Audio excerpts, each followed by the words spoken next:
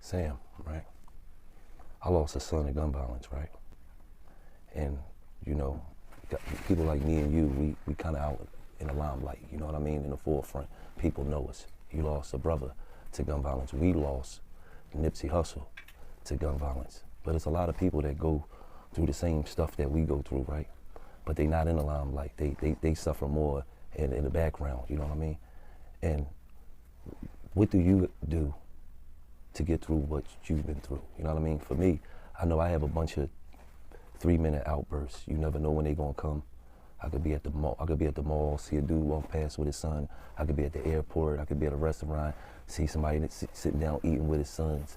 And you know what I mean? I just have a 3-minute outburst where as though I just let the shit flow.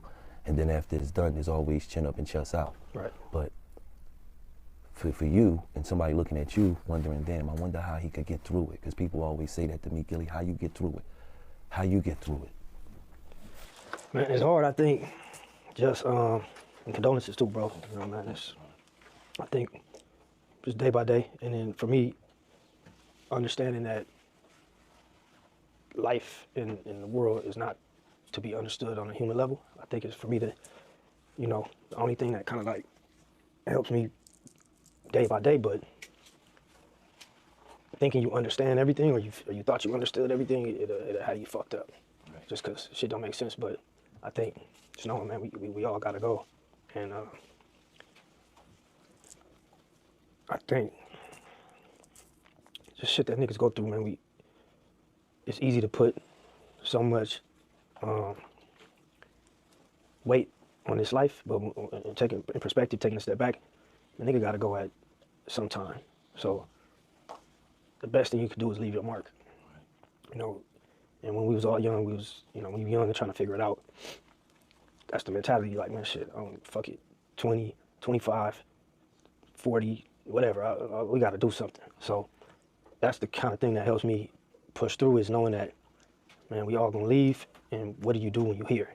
And when I look back at the legacy and the things that bro has done and the multiple people that he touched, it always gives me a little bit of peace.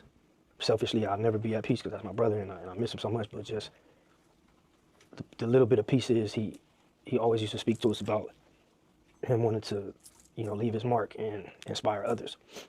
And so to see him like just on such a grand level, I always smile and be like, man, this is what he wanted to do. So that's one of the things that helps me a little bit.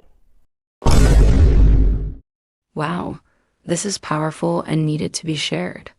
People often tell men to be strong, but somewhere along the way, being strong became pretending nothing hurts.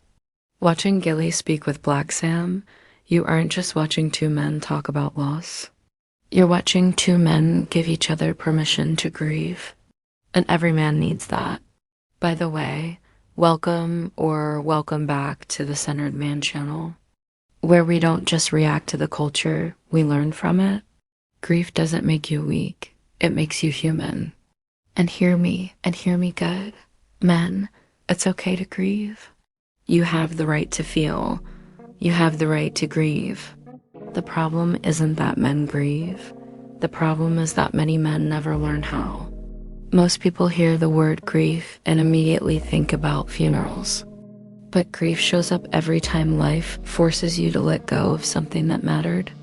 You can grieve the end of a relationship, the loss of a career, a business that failed, the childhood you never had, your health after an injury, becoming an empty nester, watching your parents grow old, losing financial stability, even the version of yourself you thought you'd become. Grief is simply the emotional response to significant loss. Death is only one form of it. Men are often expected to immediately move on, but your mind doesn't operate on someone else's timeline. Here's the thing, grief rarely announces itself. Peep what Gillie said, it hits him at any given moment. The least little thing can trigger an outburst.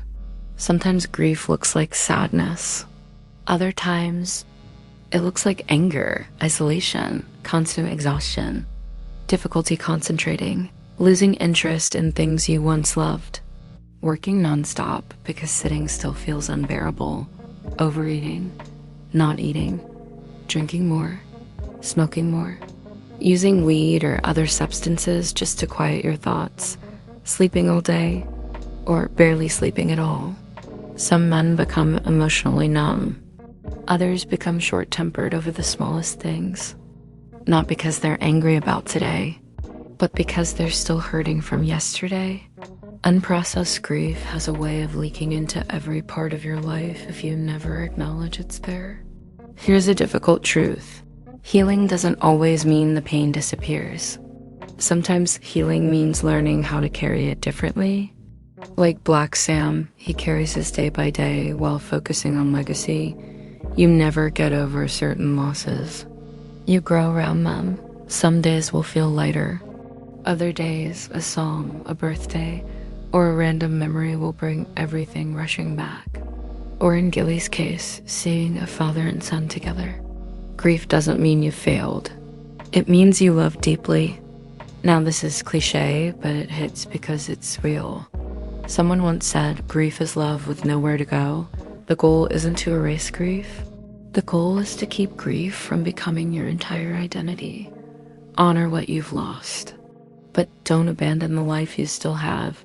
If you're carrying grief today, don't carry it alone. Talk to someone you trust. Write your thoughts down.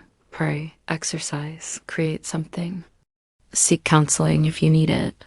Strength isn't pretending you're okay. Strength is refusing to let pain have the final word. Because a centered man doesn't ignore grief, he acknowledges it. He works through it. He lives alongside it. And eventually, he learns that moving forward isn't leaving someone or something behind. It's choosing to keep living in a way that honors what mattered most. The strongest men aren't the ones who never cry. They're the ones who refuse to stop living after life gives them a reason to. Repeat after me, I am a centered man. I do not chase, I choose. If you made it this far, you're either a centered man or a centered man lover. Either way, we're family now. Like, comment, share, and subscribe, and I'll catch you in the next one. Peace.